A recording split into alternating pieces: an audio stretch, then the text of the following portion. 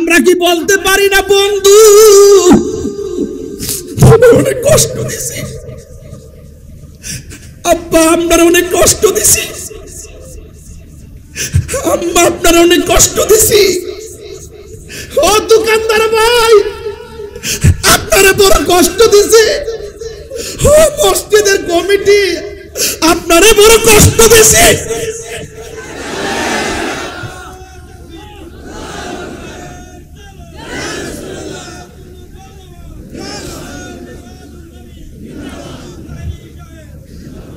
আমরা কি বলতে পারি না ভাই রে, ও ভাই হারিয়ে যাব একদিন আমি রহমান ভুবন চিরদিন, হারিয়ে যাব একদিন রহমান ভুবন চিরদিন, ক্ষমা করে দিও তোমরা আমায়, বলো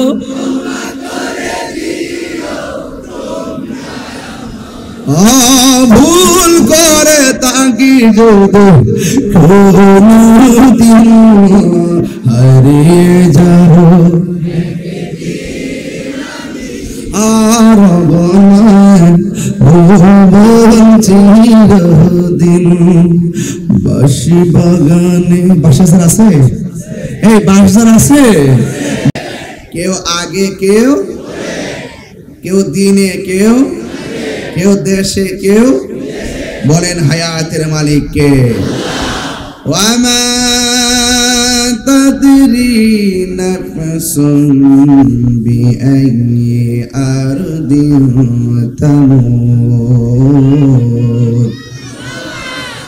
আল্লাহ বলে বান্দারি তুমি জানো না কোন জায়গায় তোমার মরণ হবে। এই আর্জেন্টিনা, এই এই এই তুই কই যাস? আর লইরা দেখিস, তোর খবর আছে। চল্লিশ একটা কাটা দিছে দেখছ না, পুরা খেতের লাইন।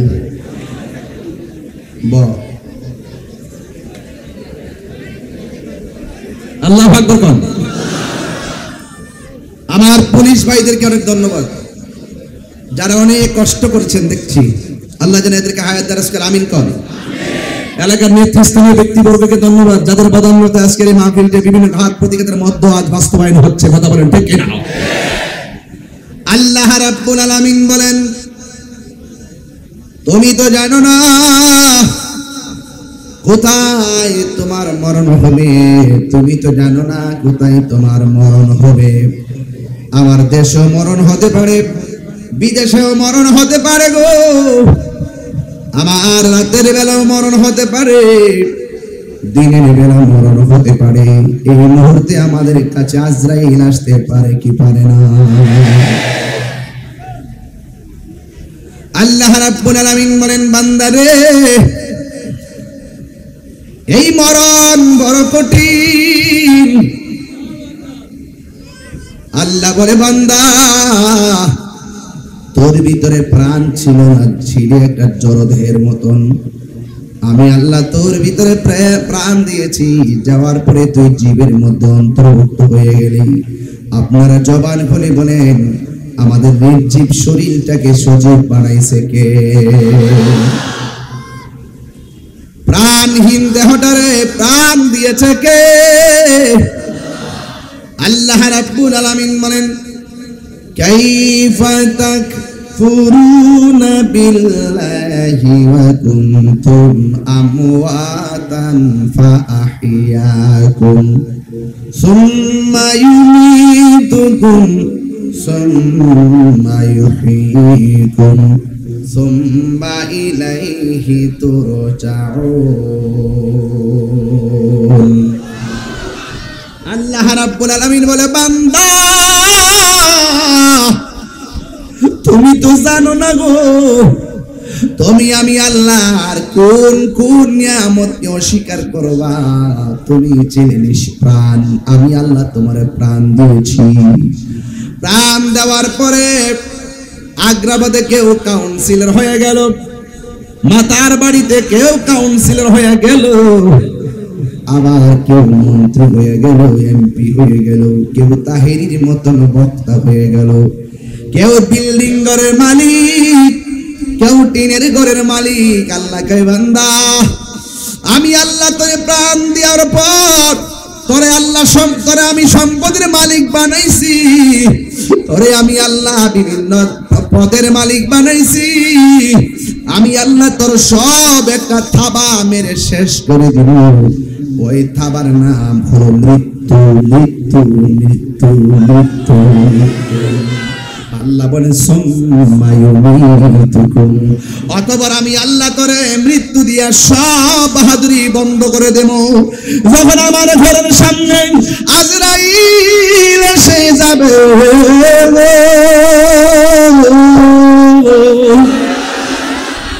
সেই দিন দুনিয়ার ব্যাংকের টাকা দিয়ে হায়াত রেনু করা যাবে না।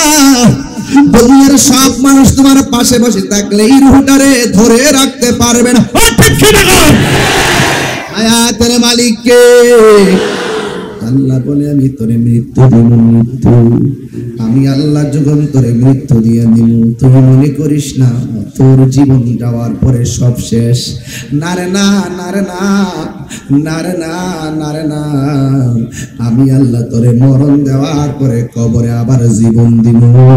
জীবন দেওয়ার পরে আমি আল্লাহ তোরে এমন একটা ঘাটের মধ্যে ফালাবো। আমার নবী আপনার নবী বলে কবর হইল আখিরাতের প্রথম মঞ্জিল। এই কবর যার ভালো হইয়া যাবে, হাসরের ময়দান তার ভালো হয়ে যাবে। এই কবরে যে ধরা খায়া যাবে, পুলসিরাতের ঘাটে ধরা খায়া যাবে, মিজানের পাল্লাই ধরা খেয়ে যাবে, হাসরের ময়দানে ধরা খেয়ে যাবে।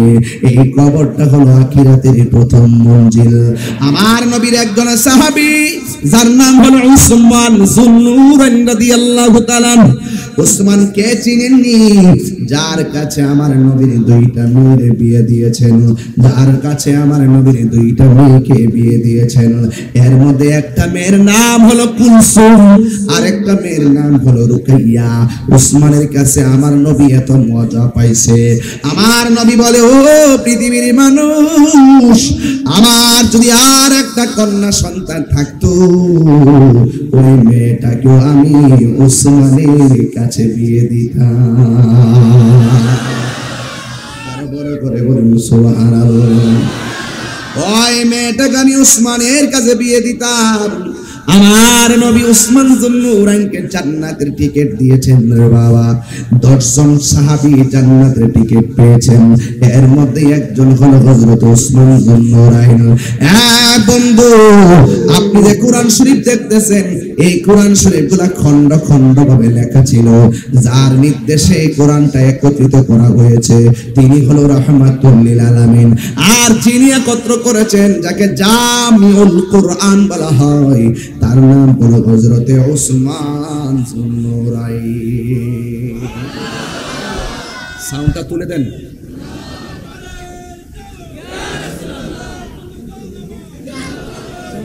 আমার ভাইয়েরা, ও আমার মাতার বাড়ির বাবা, ও আগ্রাবাদের বাবা, হালি শহরের বাবা, অক্সিজেনের বাবা, আরে যত জায়গা থেকে আসছেন গো, আপনারা আমার সঙ্গে আওয়াজ দিতে হবে। ওসমান যুন্নুরাইনের পাওয়ার কি কম না বেশি? আরো জোরে বলুন, কম না বেশি? ওই ওসমান যুন্নুরাইন যখন নামাজ পড়ে, নামাজের পরে তার চেহারাটা বড় আনন্দিত দেখা যায়।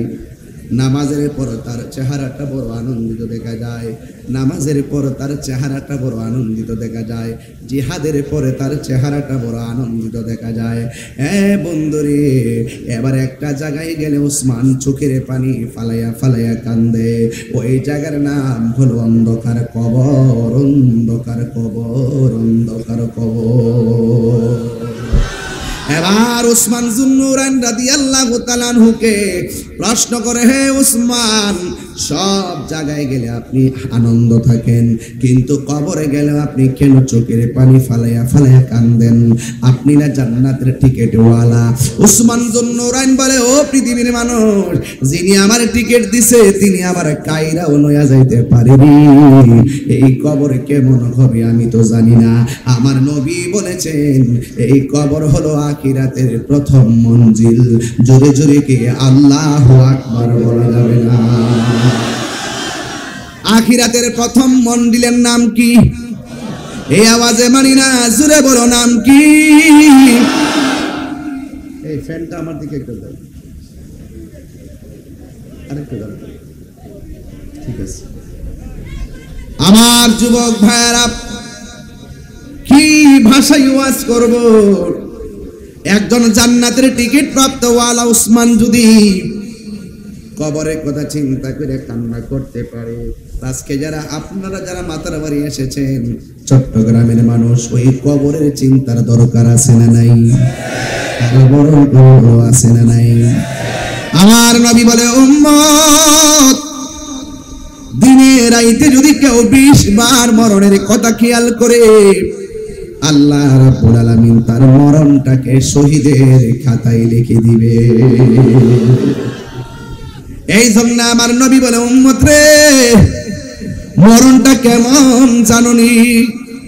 জীবন্ত বকরির গাই থেকে চামড়া তুললে যত কষ্ট হয়, এর চাইতে বেশি কষ্ট হয় আজরাইল যখন তোমার প্রাণ পাখিটারে ধরব। ও বন্ধু, বন্ধু রে, মরণ যখন তোমারে ধরে, হাড্ডিগুলা টাস টাস করে খুলে যাই, আবার আপনার রক্তগুলা পানি পানি হয়ে যায়। শুধুমাত্র তাই নয়, আপনার রগগুলো টাস টাস করে ছিঁড়ে যায়।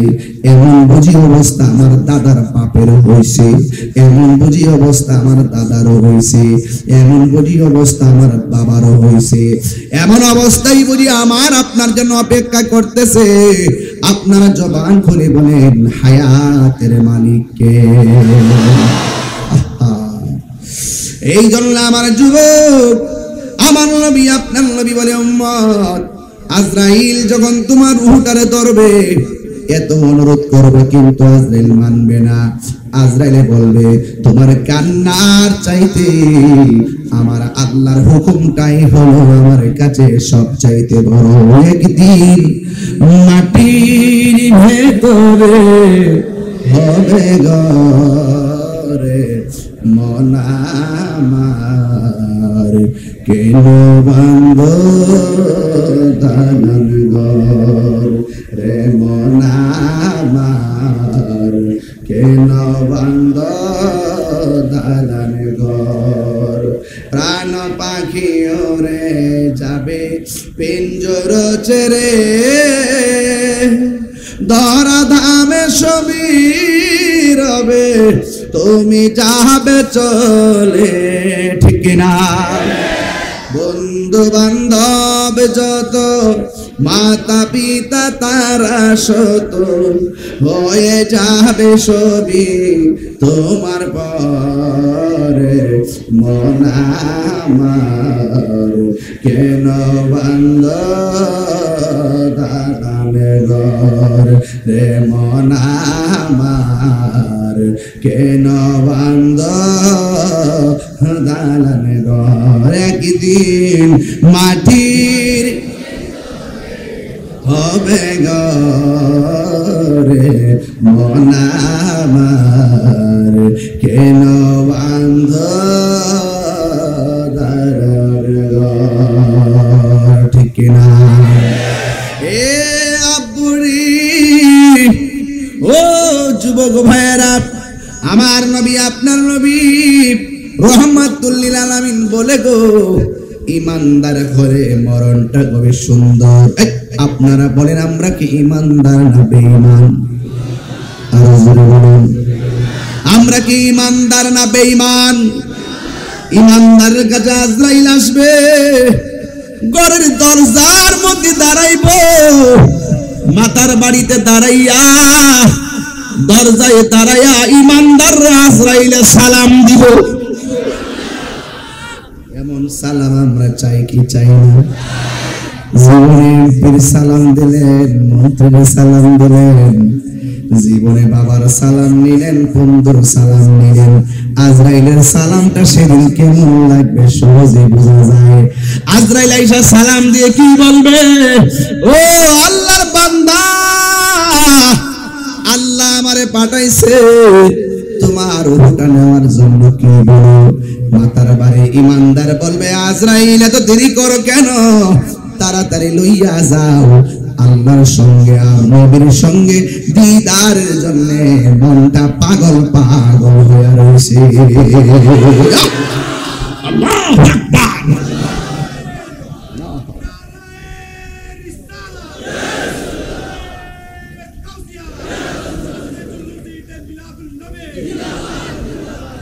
আল্লাহু আকবার বলেন।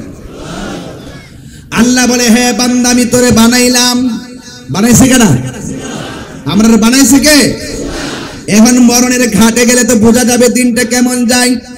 ওই মরণের ঘাটে যাওয়ার আগে আমাদেরকে আল্লাহ চিনার দরকার আছে না নাই? ওই মরণের ঘাটে যাওয়ার আগে নবী চিনার দরকার আছে না নাই?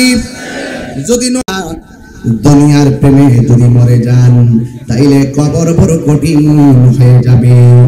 এই জন্য আল্লাহ বলে, বান্দারে আমি আল্লাহ তোরে মায়া কইরা বানাইছি, তোর চেহারাটাকে আমি আল্লাহ নিজের হাত দিয়া বানাইছি। এই চেহারাটার মধ্যে একটা মুখ লাগাইছি, এই মুখ দিয়ে তোরা আমি আল্লাহর জিকির করবি। আর এই মুখের মধ্যে একটা জিহ্বা দিয়েছি, এই জিহ্বা দিয়ে তোরা আমাকে ডাকবি। আর জিহ্বার মধ্যে কিছু থুথু দিয়েছি, যদি আমি শুকনা রাখতাম তোদের গলা শুকাইয়া মারা যাইতি। ও বন্ধু, আল্লাহ রাব্বুল আলামিন আমার চেহারাটা আপনার চেহারাটা বড় মায়া কইরা বানাইছে। আমার বাম পাশে এক ভাই বসা, ডান পাশে আমার এক বাবা বসা। একজনের চেহারা আরেকজনের সঙ্গে মিলে না, একজনের নাক আরেকজনের নাকের সঙ্গে মিলে না, একজনের চোখ আরেকজনের চোখের সঙ্গে মিলে না, একজনের ঠোঁট আরেকজনের ঠোঁটের সঙ্গে মিলে না। এবার একটু চিন্তা করে দেখেন, আমি তিনজনের কথা বললাম, অথচ এই জায়গার ভিতরে 15-20 হাজার মানুষ পুরুষ মহিলা মিলে, কিন্তু একটাবার খেয়াল করে দেখেন একজনের চেহারা আরেকজনের চেহারার সঙ্গে মিলে না। ঠিক কিনা? আল্লাহ বলে, হে আমার বান্দারা, আমি আল্লাহ তোর চেহারার মধ্যে একটা কপাল দিয়েছি, কপাল। তোরা আমি আল্লাহর আল্লাহ পাকের দরবারে কপালটারে নাক করে জমিনে লাগাইয়া আমি আল্লাহর হাজিরা দিবি। তোরা যদি দৈনিক 5 ওয়াক্ত যদি হাজিরা দেস, আমি আল্লাহ তোদেরকে আমার বান্দা থেকে বন্ধু বানিয়ে নিব। ওই রকম হাজিরা যারা দিছে তারা খাজা গরিবে নওয়াজ হয়ে গেছে। কথা বলেন ঠিক কিনা?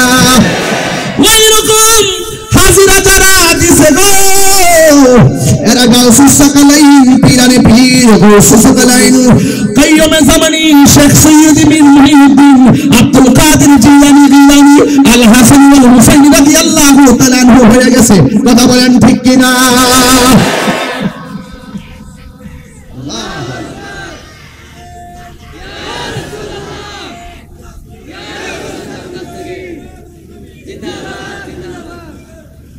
আমার ভাইরা, আমরা বান্দা থাকতে চাই না, আমরা আল্লাহর বন্ধু হতে চাই। বন্ধু হতে গেলে দুনিয়ার কাউকে খুশি করতে নয়, আমার রহমাতুল আলামিনকে খুশি করতে হবে। নবীজিকে জানের চাইতে বেশি ভালোবাসতে হবে, সন্তানের চাইতে বেশি ভালোবাসতে হবে, মায়ের চাইতে বেশি ভালোবাসতে হবে, বাবার চাইতে বেশি ভালোবাসতে হবে। সকল মানুষের চাইতে আমার নবীকে ভালোবাসতে পারলেই তুমি হয়ে যাবে আল্লাহ। কথা বলেন ঠিক কিনা?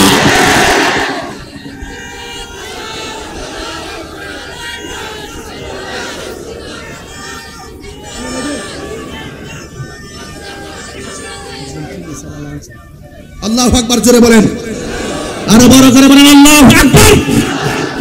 সেই নবীর প্রেম আমাদের আছে না নাই? নামাজ পড়বেন পড়ার মতো,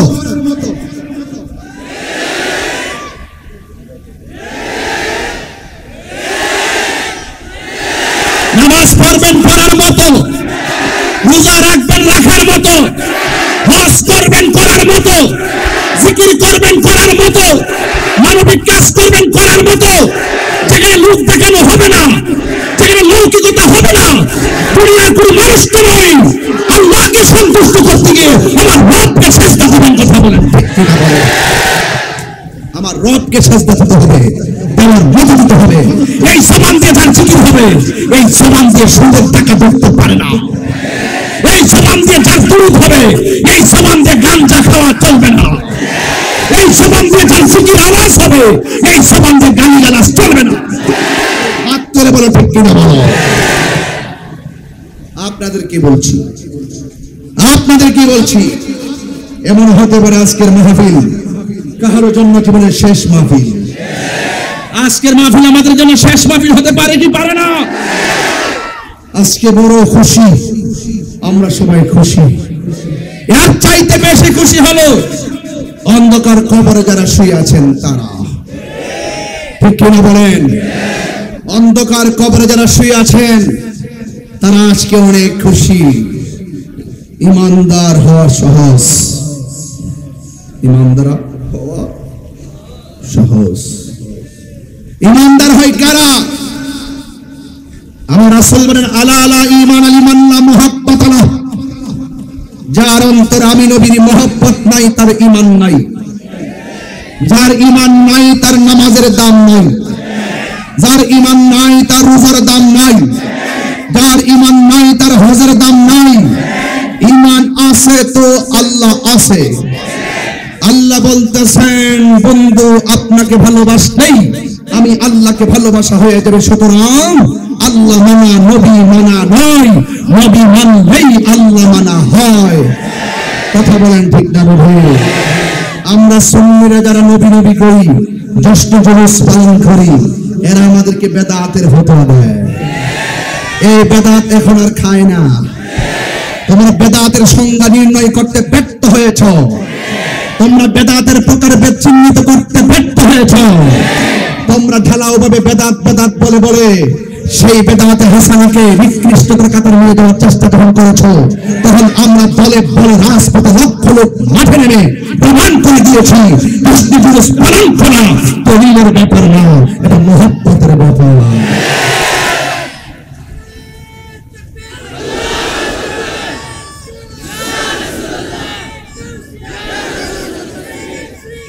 লাল না নীল সাদা কাপড় আনবে রে বাবা। এই কাপড়ের কাপড় হবে সাদা। এই কাপড়ের মধ্যে কোনো পকেট আসেনি, এই কাপড়ের মধ্যে কোনো সেলাই আসেনি। আরে বাবা, মানিক মিয়ার রুহুডারে আল্লাহ ইল্লিনে লইয়া গেছে। মানিক মিয়ার বডিডারে বান্ডিং কইরা বিদায় দেওয়ার জন্য বাজার থেকে নিয়ে আসছে কি জানুনি? বাজার থেকে সাদা কাপড় নিয়ে আইছে। পুরুষের কাপড় হলো 3টা, মহিলার কাপড় হলো 5টা। পুরুষের কাপড় কেন 3টা, মহিলার কাপড় কেন 5টা? এই কথা দিয়ে কোনো মৌলবীরা কয় না। ও বন্ধুরে, বন্ধুরে, ও বাবা, এবার ইমানদারের রুহটা নিয়ে গেল।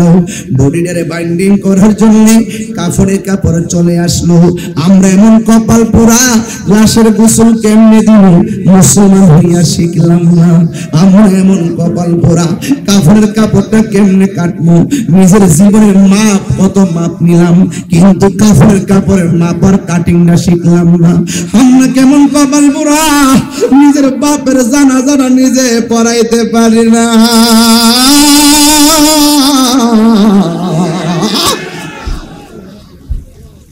আমরা মতো কপাল পোড়া আর কেউ নাই রে।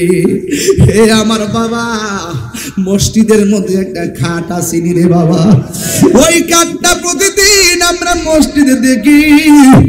একটা বার ভাবি নাই খাটের মধ্যে আমার কইরা আসল বাড়িতে লইব। ওই খাটটা সময় মতো আমার বাড়িতে চলে যাবে। আমার বাড়িতে চতুর্দিকে কাপড় টানাইব, টানাইয়া বড়ই পাতার গরম জল করব। হাইরে কত রঙের পাতা দেখলাম, বাঁশ পাতা, তাল পাতা, কত পাতা দেখলাম। বড়ই পাতার গরম জল দিয়া কেন গোসল দেওয়াই, এই কথা দিয়ে কোনো মৌলবীরা কয় না। হাইরে এবার গরম জল করে সাবান দিয়া দৌত করে আঙ্গুলগুলা খিলাল করে যদি একটাবার সময় পান মাতার বাড়ির বাবা কেউ যদি মারা যায় গোসলের ভিতরে ঢুকবেন, ঢুকা গোসল না করার অসুবিধা নাই, শুধুমাত্র তাকায়া তাকায়া দেখবেন মানিক মিয়ার দোকানে চা খাইছে, মানিক মিয়া রিক্সা চালাইছে, মানিক মিয়া চাকরি করছে, মানিক মিয়া নামাজ পড়ছে। এই মানিক মিয়ার দেহ থেকে রুহটা যখন বার হয়ে গেছে গো, এই গোসলখানায় গিয়া ঢুকা দেখবেন মানিক মিয়া এইভাবে পয়রা রয়েছে,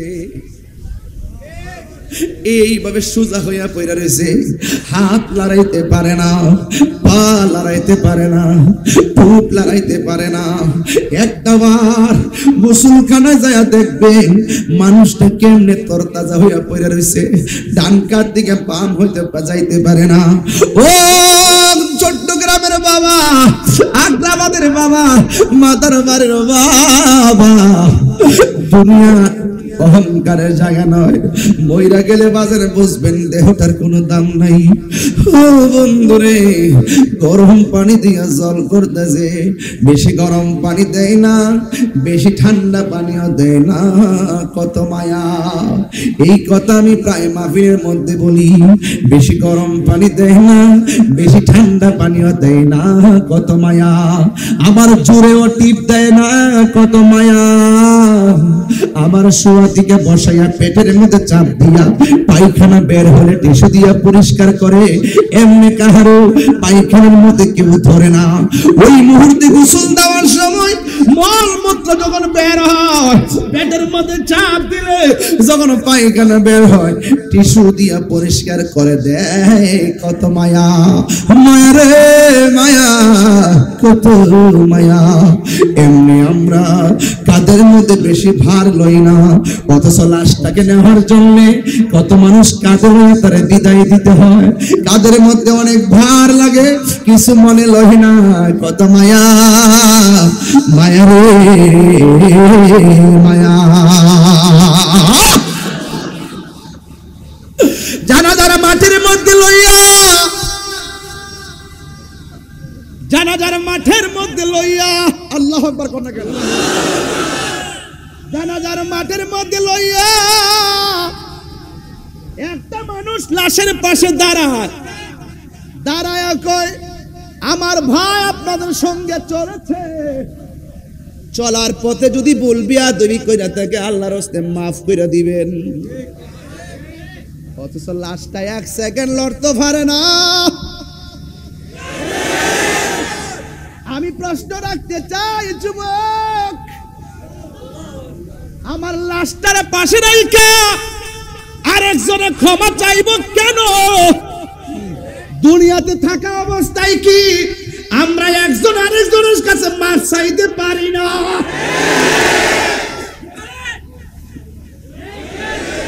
আমরা কি বলতে পারি না বন্ধু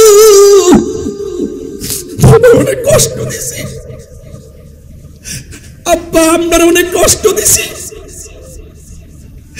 আম্মা আপনার অনেক কষ্ট দিছি, ও দোকানদার ভাই আপনারা বড় কষ্ট দিছে, ও মসজিদের কমিটি আপনারা বড় কষ্ট দিছে।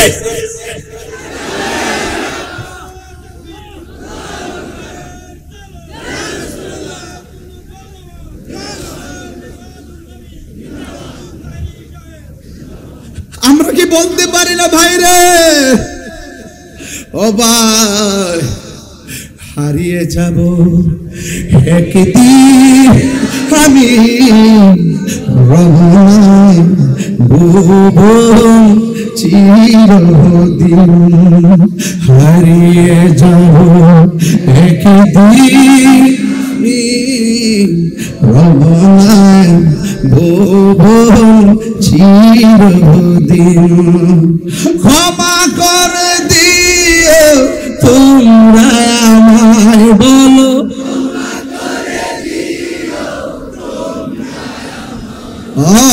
ভুল করে তাঙ্গ থাকি যদি কোনদিন হারিয়ে যাব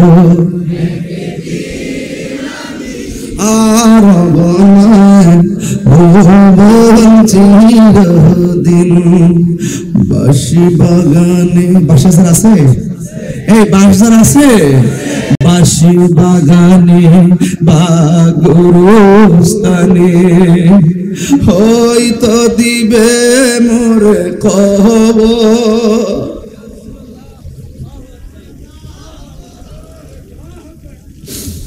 বাঁশি বাগানে বা গুরুস্থানে হয়তো দিবে মোরে খবর। তোমরা আমায় যাবে ভুলে রাখবে না জানি কোন খবর। পড়বে কি মনে আমার কথা, ফেলবে কি অশ্রু কোনদিন হারিয়ে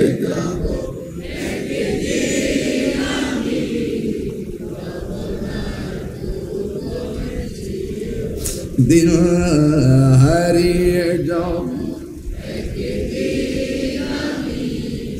রব নাই ভুবন চির।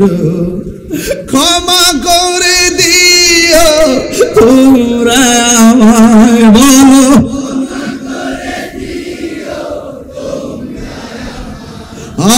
ভুল করে থাকি যদি কোনদিন হারিয়ে যাব রব নাই ভুবন চিরদিন। এ কাদের মধ্যে লাশ নিয়ে গুরুস্থানে যাই রে, দুইজন কবরের নামে কি নামে না দেশ না রে হাতে দে। কত মায়া কত মায়া, মাটির মধ্যে টাপ মাইরা ফালায় না ব্যথা লাগবে কত মায়া। আমার নবী আপনার নবী বলেন মৃত মানুষের সঙ্গে এমন জোর করে প্রহার করা যাবে না যে তারা ব্যথা পাবে। আর আমি কোন দেশে বাস করলাম, কবর থেকে লাশ তুলে গায়ের মধ্যে আগুন ধরে আছে, এমন মানুষ সমাজে বাইরে গেছে। কথা বলেন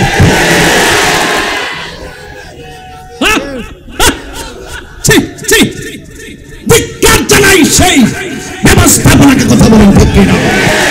ধিক্কার জানাই তাদের আদর্শকে ঠিক কিনা? ধিক্কার জানাই তাদের চেতনাকে ঠিক কিনা? ধিক্কার জানাই তাদের অমানবিকতাকে, কথা বলেন ঠিক কিনা? যাদের কাছে কবরের লাশ নিরাপদ না, তারা কোন ধর্মের রিয়েল হিরো হতে পারে না।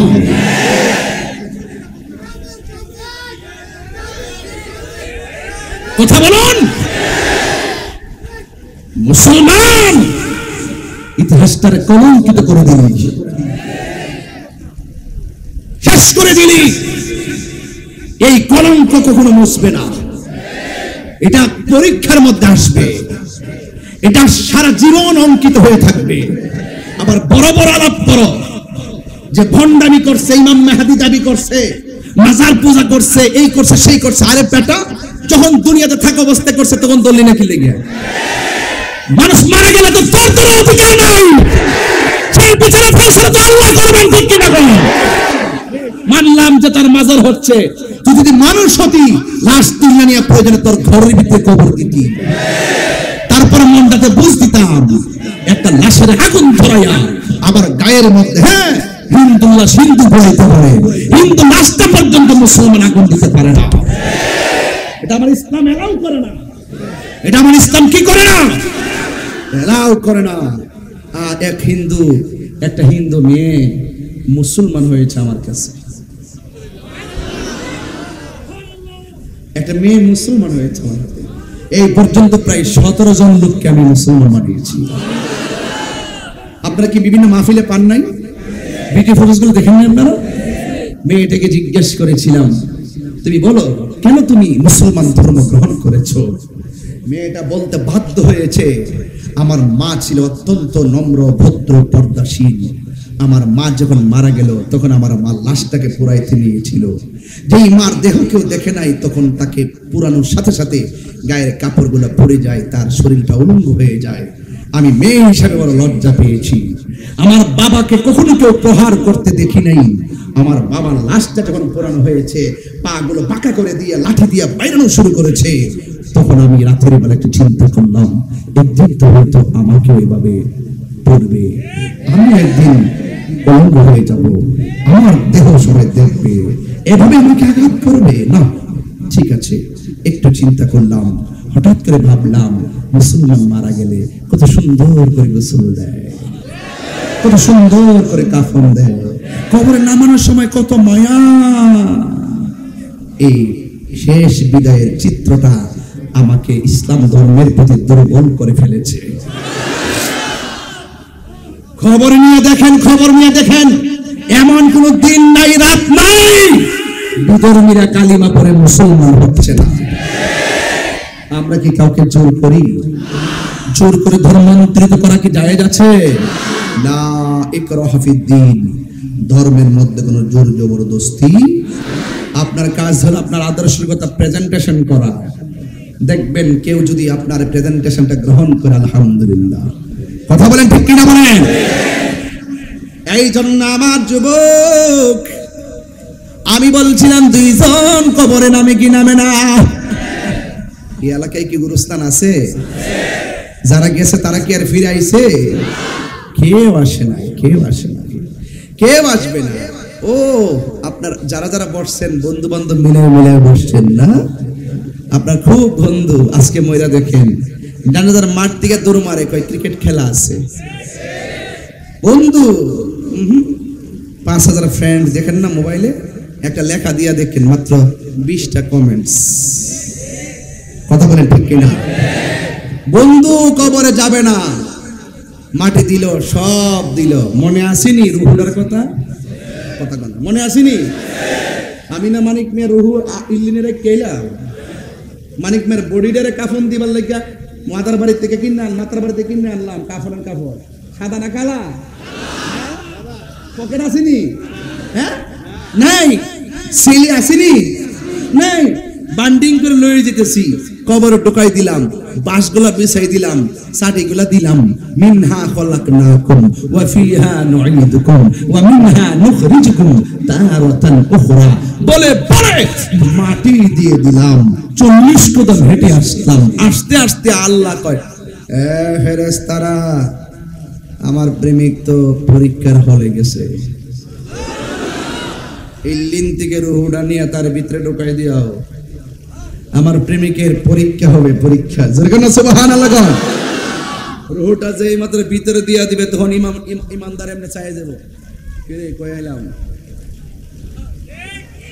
ইমানদারকে মাশাআল্লাহ এতদিনে না আসল বাড়িতে আইলাম, এতদিনে না শান্তির বাড়িতে আইলাম। কই আসলাম রে? দুনিয়া দুনিয়া সিজনুল মুমিনিন, দুনিয়াটা মুমিনের জন্য হলো জেলখানা। কথা কান ঠিক কিনা? কবরে যাওয়ার ইমানদার কি ভাব লইব? এমনি দুইজন ফেরেশতা ঢুকবে, সুবহানাল্লাহ দিবেন না? ঢুকে বলবে, ভাই বসো, উঠায়া বসাবে। বলে মার রব্বুকা, বলবে রব্বি আল্লাহ। ওয়া মা দীনুকা, তোমার দিন কি? বলে দীনি আল ইসলাম। তোমার এই যে কবরে লোকটা বসে আছে তিনি সম্পর্কে তোমরা কি বলতে? জোরে কন্যা সুবহানাল্লাহ কোন কেন? আচ্ছা বলেন তো, মাতার বাড়ির মানুষ জবানটা খুললে কোন কবরের ভিতরে কি আমার নবী সরাসরি আসবেন নাকি ছবি দেখাবে? আমার নবীর সরাসরি আসার ক্ষমতা আছে না নাই?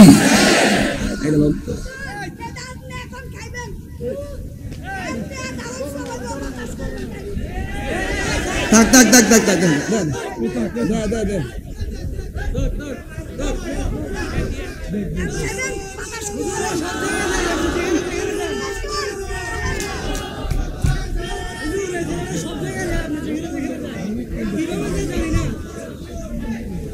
মারহাবা জোরে বলে। শুকর আলহামদুলিল্লাহ গান, আর বড় করে আলহামদুলিল্লাহ গান। তাহলে কবরে যাবার পরে প্রশ্ন করবে কয়টা? এখানে আমার রবের প্রশ্ন আছে না নাই? এখন মাতার বাড়ির মানুষ জবানটা করলে কোন আল্লাহকে দুইজন না একজন?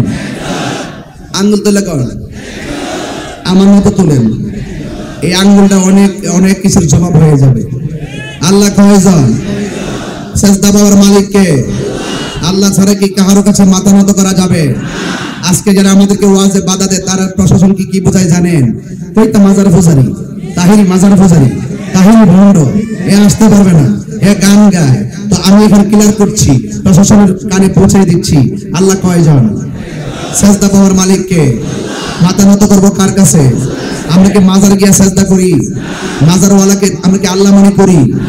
আমরা কি মাজারওয়ালার কাছে চাই? কার কাছে চাই? তাহলে আমরা মাজার পূজারি বলে কেন?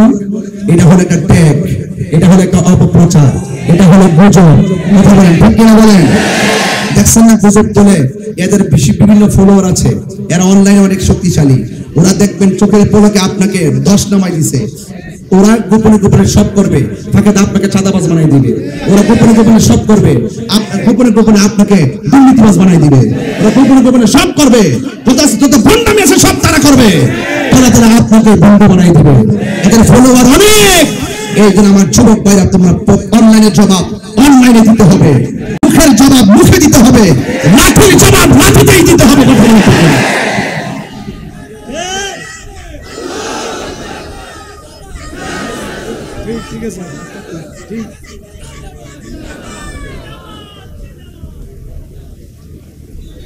কষ্ট দিয়ে ফেলছি আপনাদেরকে, আমি কিন্তু কাউকে ছাড় দিব না।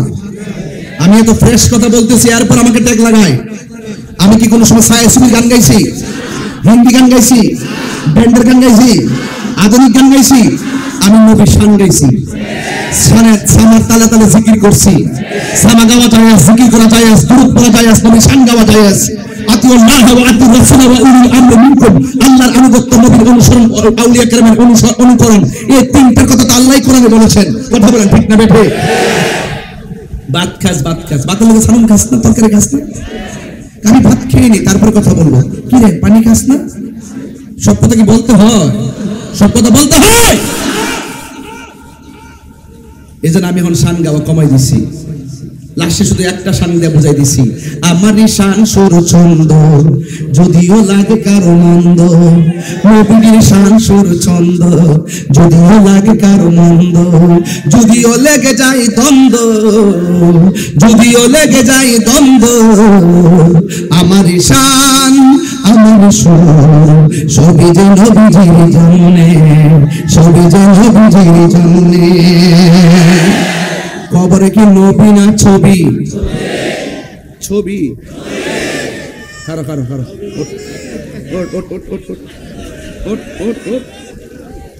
কবরে কি নবী না ছবি? হ্যাঁ, তোমার কোকিল গা কবরে কি নবী না ছবি? নবী। বাহ, পাস করছে।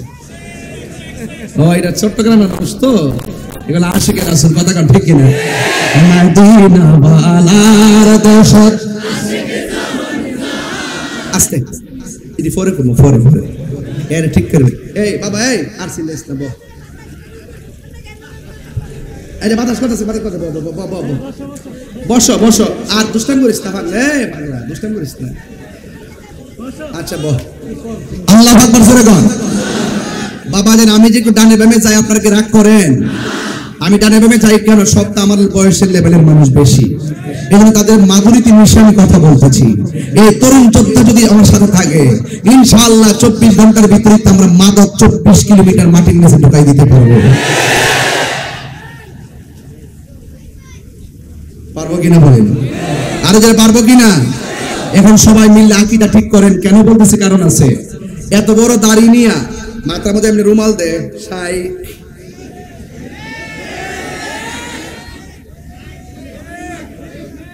ইউটিউব মৌলবী, গুগল মুফতি, ফেসবুক মুফাসসির, আমরা মতন 12টার পরে 1টার পরে এমন হাজার লোক নিয়ে জীবন এরা ওয়াজ করার চান্স নাই। শুনলে না করতো, এটা কি ভাবলি খা, এটা ইউটিউবের ব্যবসা করে, উল্টা পাল্টা একটা ফতোয়া দেয়, এটা যত ভিউয়ার্স হবে হেরা একটা ব্যবসা ইনকাম করতে হবে। এটা হলো একটা ইনকাম করার ধান্দা আর কি, বুঝলেন না? এটা যে একটা উল্টা পাল্টা একটা ফতোয়া দিয়ে দিলাম, এটা বাইরে লয়ে গেল, ভিউয়ার্স হলো, ফাঁকে আমার ডলার ঢুকতে পেল। এজন্য আমি বলি, এই মৌলবীর ডলার খায়া কালার পাওয়া যায়। কথা কম ঠিক না? ইদানিং একটা জিনিস খেয়াল করছেন না আপনারা? আমাদের অনেক হুজুর আর দোয়ার ভাষাই পাল্টে গেছে, টেহা দিলে দোয়ার ভাষা পাল্টে যায়। আর এখন তো সুদের ওয়াজ করবে না, মুরগি ওয়াজ করে ডরা ডরা ডরা ওয়াজ করে না। সুদ যে হারাম এটা কি মোল্লার কথা না আল্লাহর কথা? তো তুমি ডরাও কিনলে গিয়া, তুমি ডরাও দো এইটা এইটা এইটা আমরা যে কই এই দেশে একমাত্র পিওর শিওর একদম মিটিং ক্লিন আহলে সুন্নাত ওয়াল জামাত। এরা টাকার কাছে ইমান বিক্রি করে না, ঠিক কিনা বলেন? কি মৌলবি? ঘুমটা মৌলবি, ইউটিউব মুফতি, গুগল মুফাসসির, ফেসবুক মুহাদ্দিস। উনি বলতেছে কবরে নবীর উপরে দরুদ ও সালাম পড়লে নবী শুনে না, এমনকি নবী রওজা মুবারকের পাশে যায়ও যদি পড়ে তারপরও শুনে না। এরপরে কি বলে জানেন? কবরের ভিতরে নবী আসার কোনো ক্ষমতা নাই। এখন আপনারা মাতার বাড়ির মানুষ বলেন কবরে কি নবী না ছবি? এই বিশ্বাস আপনাদের আসেনি? কার কার আছে দুই হাত তুলে দেখেন না কেন? এই বিশ্বাস আমাদের আছে কি বলেন?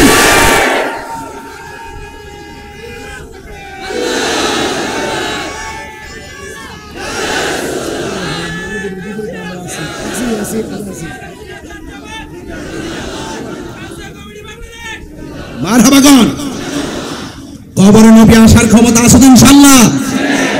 যারা এই বিশ্বাসটা করবেন দেখবেন মা বাপ যারা কবরে গেছেন দেখবেন আমার নবী দুই হাত তুলে আপনাকে রিসিভ করবে।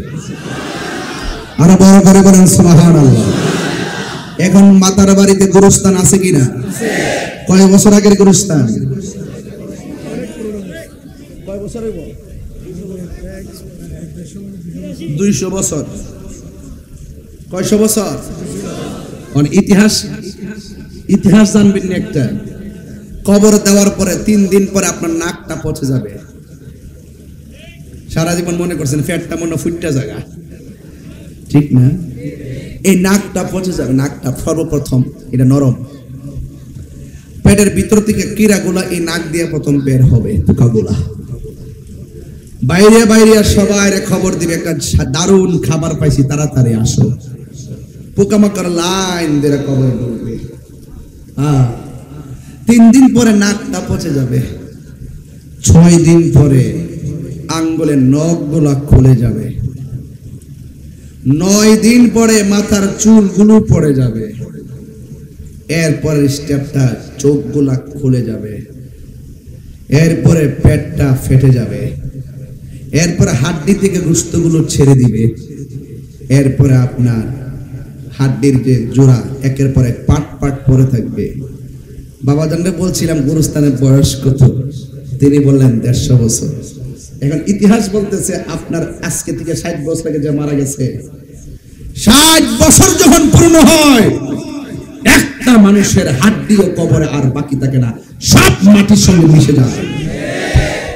তার মানে কি আমার দাদা যদি মরে গিয়ে থাকে, আমার দাদার বাপ যদি মরে গিয়ে থাকে, কি হয়ে গেছে? কি হয়ে গেছে? আমার দাদার যেই দশা আমারও কি আরেক দশা হবে নাকি? এই দিনের যুবক প্রশ্ন আছে। আপনার হাড্ডি পচে গেল, আপনার বডি পচে গেল, আপনি যাই বলেন না বলেন, যত অপবাদই দেন না কেন, ওই ফাগলার যে কবর থেকে তুলছেন 14 দিন পরে বেটার কিছু হইছে না।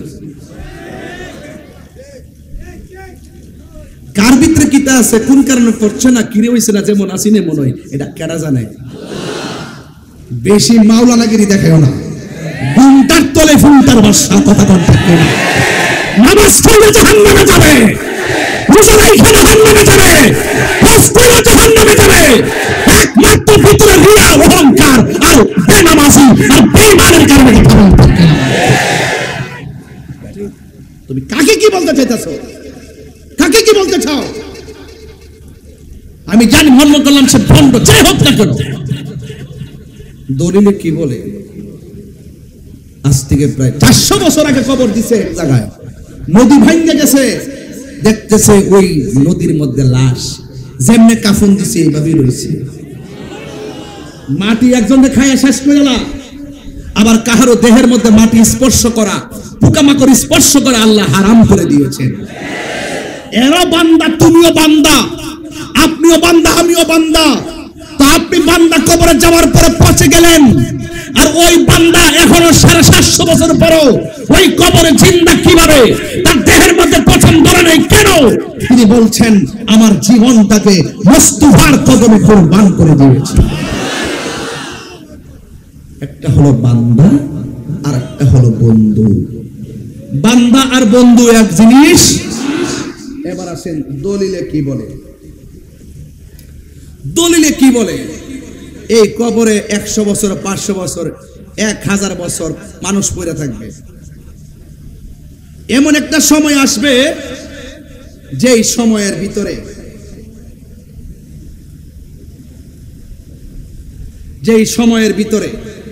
এই যে হাদিস শরীফের মধ্যে আসছে, হাদিস শরীফে এসেছে হযরত সাহাল ইবনে সাদ রাদিয়াল্লাহু তাআলা থেকে বর্ণিত। তিনি বলতেছেন ইউহশারুন নাসু ইয়াউমাল কিয়ামাতি আলা আরদিন। সব মানুষ কবরে যাওয়ার পর একদিন এই মানুষগুলো কিয়ামতের সম্মুখীন হবে। আর কিয়ামতের সম্মুখীন হওয়ার পর ইউহশারুন নাসু ইয়াউমাল কিয়ামাতি আলাল আরদিন, একটা জমিনের মধ্যে তাদেরকে একত্রিত করা হবে। বাইদা আফরা, ওই ময়দানের যে মাটি হবে এই মাটিটা হবে পুরা মাটি। কোন মাটি বলে না? কোন মাটি? কাউরসাতিন নাকিল, এই মাঠের মধ্যে কোনো গাছপালা থাকবে না। লাইসা ফিহা আলামুন লি আহাদিন, এটা সবার জন্য সমান হবে। আরেক হাদিসের মধ্যে বলছে ইউহশারুন নাসু ইয়াউমাল কিয়ামাতি হুফাতান উরাতান, বলছে হাসরের মাঠে মানুষ যখন কবর থেকে একত্রিত হবে সে থাকবে উলঙ্গ। কি থাকবে? তার পায়ের মধ্যে কোনো জুতা থাকবে? কথা বলেন, তার পায়ের মধ্যে কোনো জুতা থাকবে না। কুলতু, আয়েশা সিদ্দিকা বলেন আমি জিজ্ঞেস করলাম ইয়া রাসূলুল্লাহ আন-নিসাউ উযলাউ ওয়া রিজালান জামিআ, রিজালু জামিআ, ইয়া রাসূলুল্লাহ নারী এবং পুরুষ এভাবে একত্রিত হবে? ইয়ানজুর বা'দুহুম ইলা বা'দিন, একজন আরেকজনকে দেখবে। এটা কেমন মাঠ? ইয়া আয়েশা, রাসূল বলেন হে আয়েশা, আল আমরু আশাদ্দু মিন আইয়ানজুরা বা'দুহুম ইলা বা'দিন। কবর থেকে মানুষ যখন উলঙ্গ অবস্থায় পুরা মাঠে গিয়ে একত্রিত হবে, যেই মাঠে কোনো গাছ থাকবে না, মাথার 8 বিঘাত উপরে সূর্য থাকবে, নিচের পুরা মাটিটা হবে তামার মতন, আর মাথার 8 বিঘাত উপরে 12টা মুখ নিয়ে যখন দিবে তাপ, তখন 1 সেকেন্ডের জন্য কাহারো দিকে তাকাইবার সময় পাবে না। চিৎকার মেরে কি আল্লাহু আকবার বলবেন না? এসা এইভাবে ঘাটটা বাঁকা করে তারা হাসরের মাঠে যাবে, একজন আর একজনকে দেখার কোনো সুযোগ পাবে না। আয়েশা বলেন ইয়া রাসূলুল্লাহ বড় কঠিন মাঠ হবে। আমার আল্লাহর হাবিব বলে উম্মত, ওই সূর্যের তাপ যখন তোমার মাথার মধ্যে লাগবে রে, বাতের মার যেমন করে ছিটে টকবক করে ডানে বামে ছিটে ছিটে পড়ে, তোমার মাথার মগজগুলো এমন ভাবে ছিটে ছিটে ডানে বামে পড়বে। সেই দিন মা সন্তানকে পরিচয় দিবে না, সন্তান মাকে পরিচয় দিবে না। সবার জবানের ভিতরে একটা মাত্র স্লোগান, নাফসি নাফসি বলে কান্না করবে, নাফসি নাফসি বলে কান্না করবে, নাফসি নাফসি বলে কান্না করবে। এমন একটা মাঠ, এই যে এদিকে তাকান, কেউ গিরা পানিতে সাঁতার কাটবে, কেউ হাঁটু পানিতে সাঁতার কাটবে, কেউ কোমর পানিতে সাঁতার কাটবে। এই পানিগুলো কর্ণফুলীর পানির মতন ঠান্ডা হবে না, এই পানিগুলো দুনিয়ার আগুনের চাইতে 70 গুণ গরম হবে। সেই পানি, ওই পানির মধ্যে তারা একেবারে সাঁতরাইব। আল্লাহরে ডাক দিয়া বলবে আল্লাহ,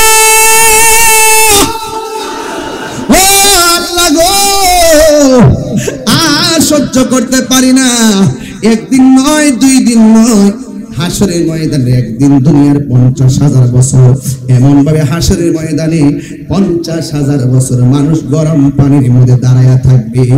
ওই কঠিন মুসিবতে একজন নবীকে তাকায়া দেখবে, দাঁড়ায়া রয়েছে, জিজ্ঞাসা করবে, ও নবী, আপনি আমাদের আদম নবী, আমাদের আদি পিতা, মেহেরবানি করে আমাদের জন্য একটু সুপারিশ করেন না। আদম নবী বলবে, আমি পারবো না। আল্লাহ আমারে বলছে গন্ধম খাইতে নিষেধ করলো, আমি গন্ধম খেয়েছিলাম, যদিও আল্লাহ আমারে ক্ষমা করেছে, এখন আমার মধ্যে ভয় কাজ করে।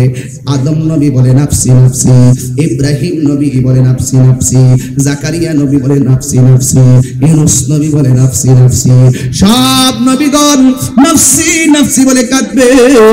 ও যুবক, কেন নামাজ পড়বেন জানেননি? কারণ হাসরের ময়দানে সর্বপ্রথম হিসাব হবে নামাজের হিসাব। এই জন্য নামাজ পড়বা।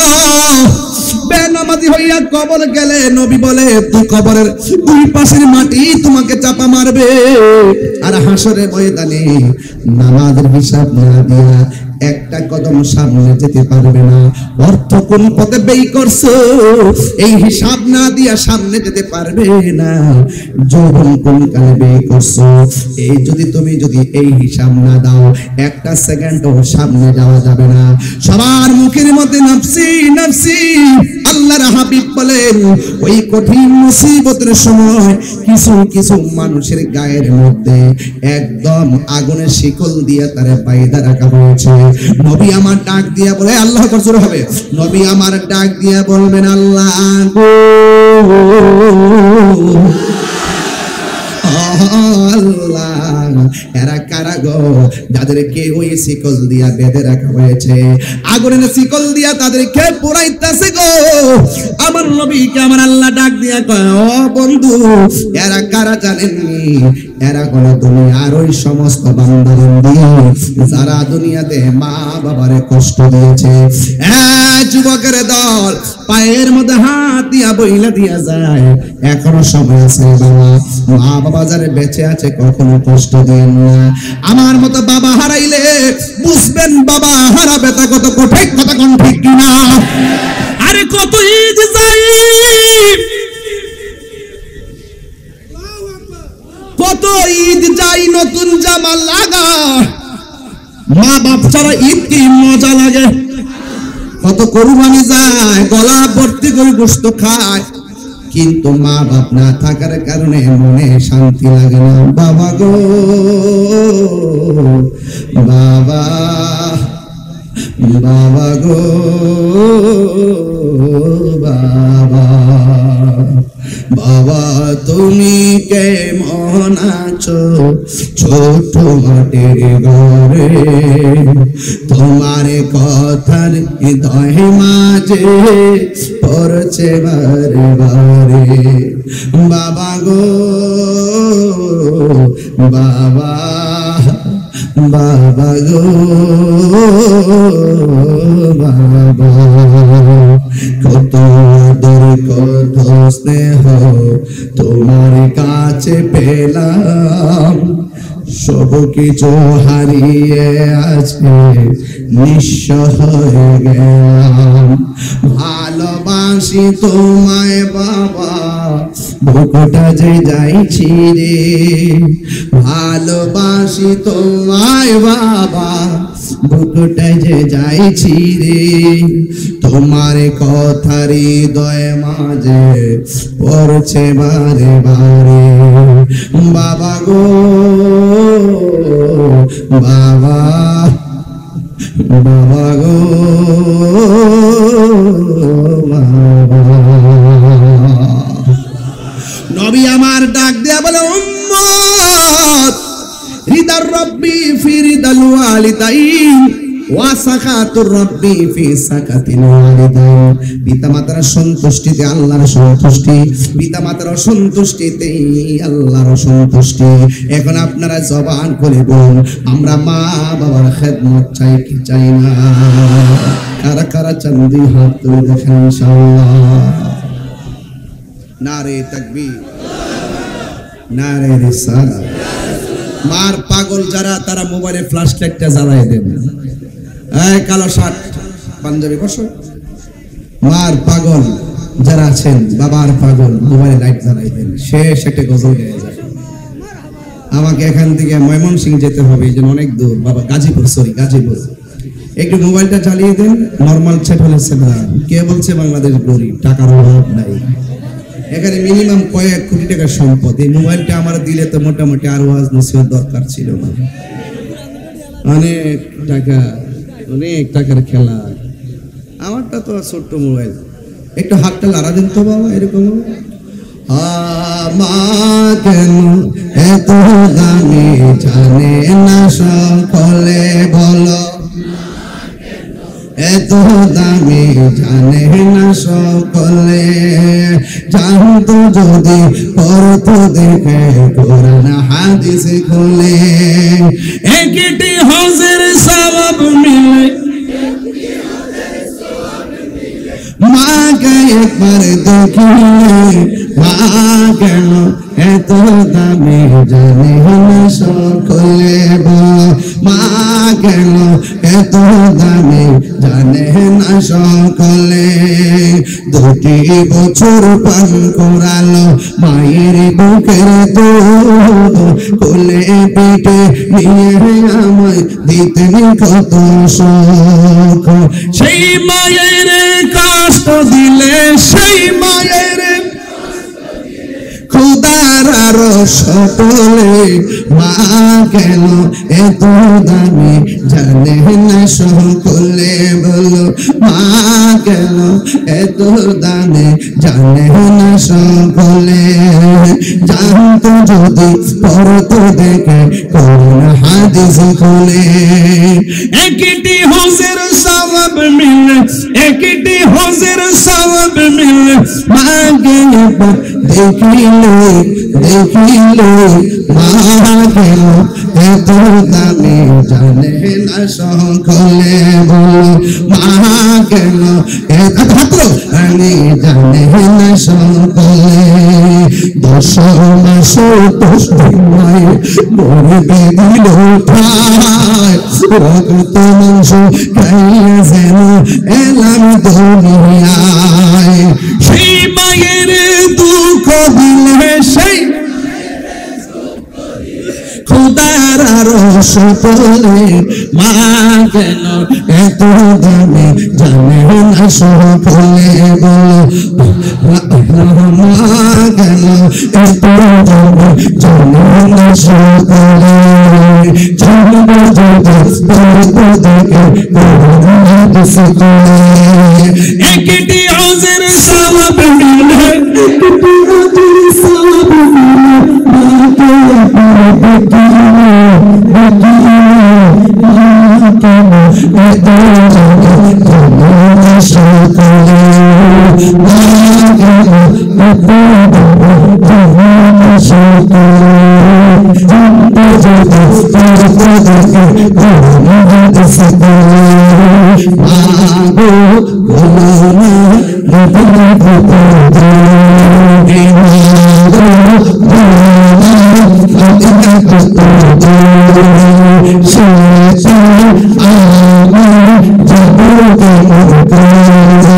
শুনেছি সেথায় নাকি, শুনেছি সেথায় নাকি দয়াল নবী আছো।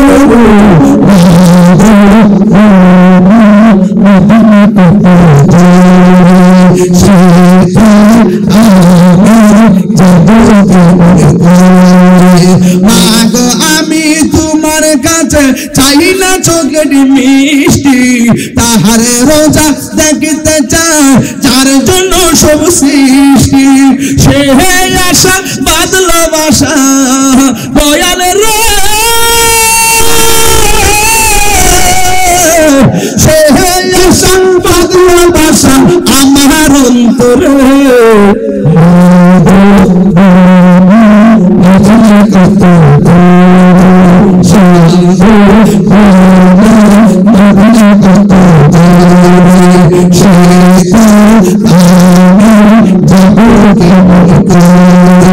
শুনেছি সেথায় নাকি, শুনেছি সেথায় নাকি কেমন আছে।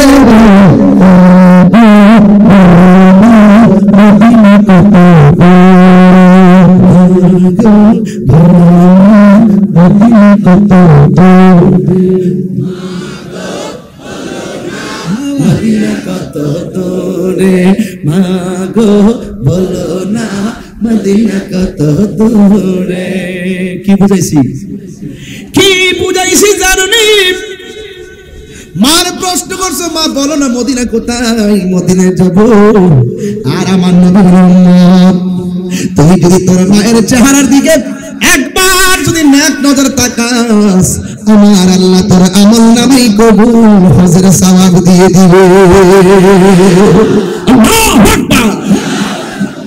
জান্নাতু তাহতা আকদামুল উম্মাহাত, মায়ের পায়ের নিচে সন্তানের জান্নাত। বলছিলাম রাসূল বলছেন হাসরের মাঠে মার অবাধ্য সন্তান যারা, এই মুহূর্তে যদি আমি আমার ভাই নাম নাকি সালাউদ্দিন ভাইকে নিয়ে, আর বাবা আপনার নামটা জয়নাল আবেদিন বাজানকে নিয়ে এই মুহূর্তে যদি আমি বাতার বাড়ি ঘরে ঘরে যাই, দেখবেন 70% নালিশ আমাদের কাছে আসবে, সালাউদ্দিন ভাইয়ের কাছে আসবে, জয়নাল সাহেবের কাছে আসবে, আমার কাছে আয়েশা বলবে হুজুর ওয়াজ তো করেন, আমার সন্তান তো আপনার সামনে বসেই ওয়াজ শুনে, কিন্তু আমার সন্তান আমার সঙ্গে ভালো ব্যবহার করে না। 70% ঘরের ভিতরে সন্তান দ্বারা মা সম্মান পায় না। 70-90% ওই সন্তানের পরিবারের দ্বারা, সন্তানের বউয়ের দ্বারা তার মা বাবা আচরণ পায় না। কথা বলেন ঠিক কিনা? চুল পরিমাণ মূল্যায়ন করে না। যেই শাশুড়ি, যেই মা মনে করেছিল সন্তানকে বিয়ে করানোর পর আমাকে আমার ছেলের বউ আমাকে হুজুর পানি বানিয়ে দিবে, আজকে খবর নিয়ে দেখলাম হুজুর পানি বানাইব দূরের কথা, পয়সা খাওয়ার পানি দেয় না। জামাটি আথাও কান্না তাও কেমন একটা সাপ দিব, 5,000 টাকার শাড়ি কিনে দিলে চলতো না, 20,000 টাকা শাড়ি কিনে দিতে হবে। আবার যদি জামাই যদি আলাদা কিনে নিয়ে আসে, ডালটা ফলে রাখবো, আমার পছন্দ হচ্ছে না। জামার যেমন আয় স্ত্রী চিন্তা করতে দিব না। আমার জামাই যতটুকু বেতন পায়, 20,000 বেতন পায়, ছেলে মেয়ে আছে, সংসার আছে, মা বাপ আছে, সব 20,000 বেতনই পায়। এখন শাড়ি যদি মার্কেটিংটা দিকে এবার কিন্তু 50,000 লাগবো।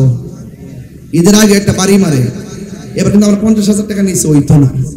এগুলো করবেন না। স্বামী যদি একটা 300 টাকার শাড়ি কিনা দেয়, মনে রাখবেন এটা 3 লক্ষ টাকার শাড়ি। ঠিক কিনা বলেন? আরো জোরে বলুন। আর বোর মার্কেট করতে যা ঠিক হই, সব মার্কেট করে, কিন্তু মার কেনাকাটার মনে থাকে না।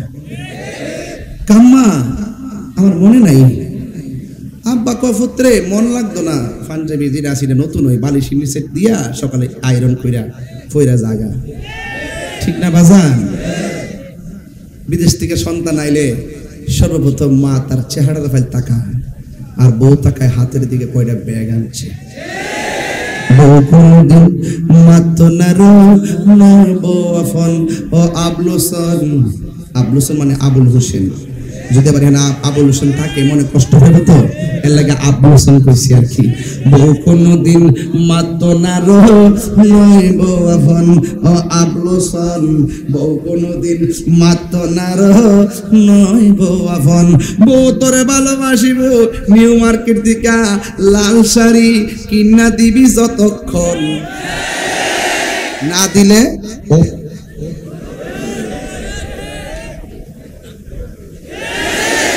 তোমার যদি কোনো জায়গায় আফত বিপদ হয়, বউয়ের আগে মা জানুন কথা মিশা নয়।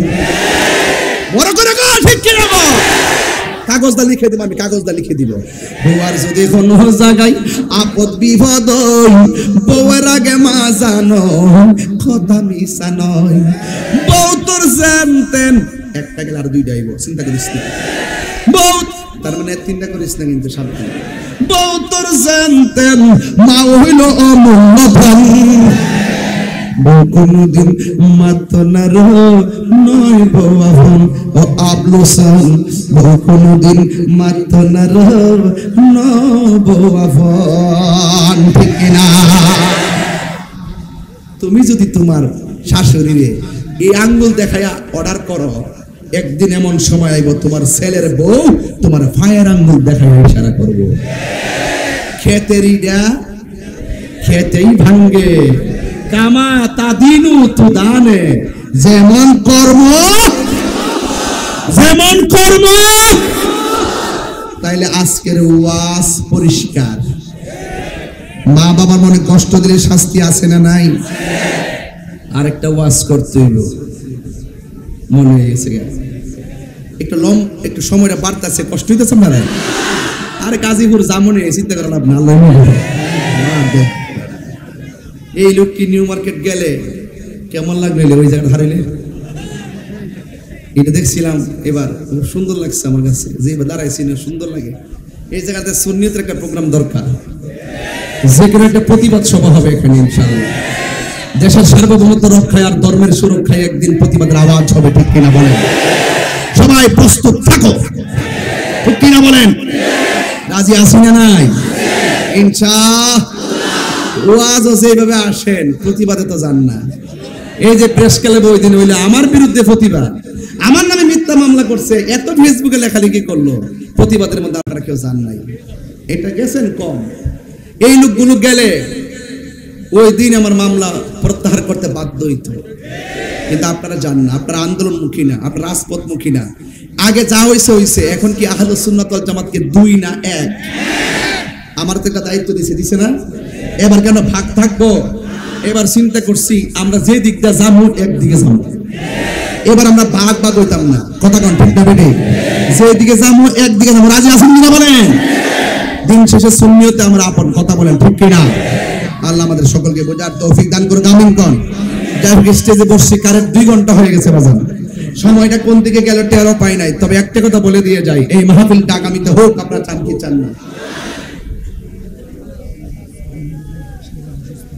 অসুবিধা নেই আমি দোয়া করব আচ্ছা ঠিক আছে আমাদের আজকের মাহফিলের যিনি সম্মানিত মেহমানে আলা জামিয়া আহমদিয়া সুন্নিয়া কামিল মাদ্রাসার সম্মানিত অধ্যক্ষ সাবেক অধ্যক্ষ উস্তাদুল উলামা বাদরুল ফুকাহা আল্লামা অধ্যক্ষ সৈয়দ ওসির রহমান কাদরি হুজুর মুদাজিল্লুল আলী হুজুর একটু অসুস্থ থাকায় তিনি আসতে পারেননি সবাইকে সালাম দিয়েছেন সবার কাছে দোয়া চেয়েছেন না আসাতে দুঃখ প্রকাশ করেছেন আমরা হুজুর সুস্থ থাকুক নিরাপদ থাকুক রেস্টে থাকুক আমরা সবাই দোয়া করি আমিন কথা কি লিখবেন আল্লাহ পাক যেন আমাদের এই আকাবেরকে নেক হায়াত দান করে আমিন কর আল্লাহ যেন হুজুরকে দীর্ঘ হায়াত নসিব করে আমিন কর ভাইরা আমার এরপরে রাখলাম এখানে একটা গজলের জন্য রিকোয়েস্ট আসছে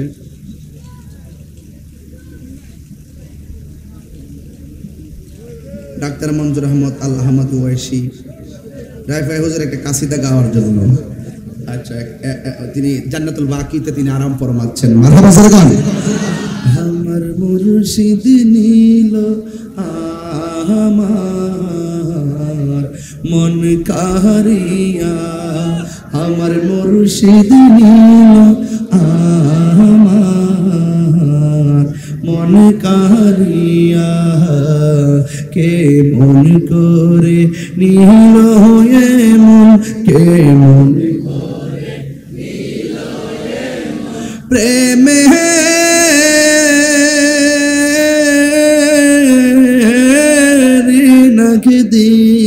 দিয়া গো আমার মুর্শিদ নীল আমার মন কারিয়া মুর্শিদ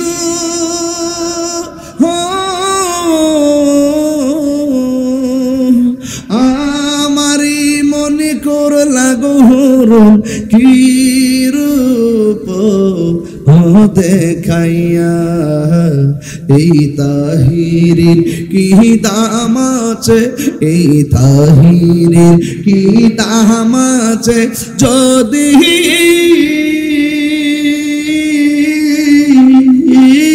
না জানো হইয়া গো আমার মুর্শিদ নীল আমার মন কারিয়া কে মন করে নীল এমন এমন করে নীল এমন